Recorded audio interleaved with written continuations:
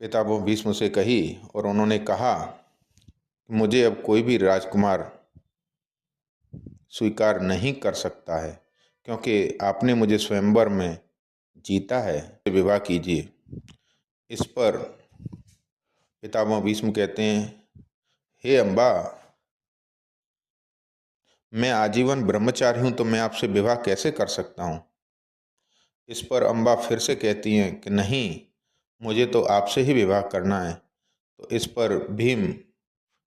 पर भीष्म पुनः मना करते हैं और कहते हैं कि ये असंभव है, मैं आजीवन ब्रह्मचारी हूँ, तो मैं आपसे विवाह कैसे कर सकता हूँ।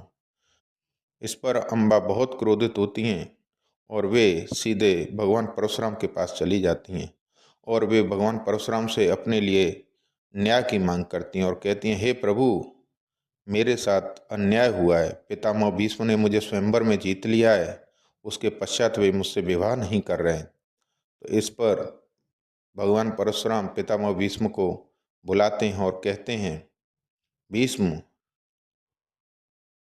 तुम अम्बा के साथ विवाह कर लो, यही उचित है और यही न्याय है।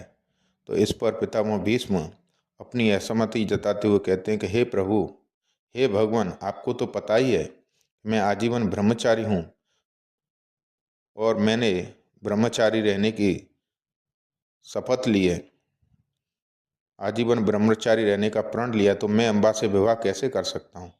तो इस पर भगवान परशुराम क्रोधित होते हैं और वे भीष्म से युद्ध के लिए कहते हैं। तो इस पर भीष्म युद्ध के लिए तैयार हो जाते हैं और भगवान परशुराम और पितामह भीष्म में लगातार 23 दिनों तक निरंतर युद्ध चलता रहता है।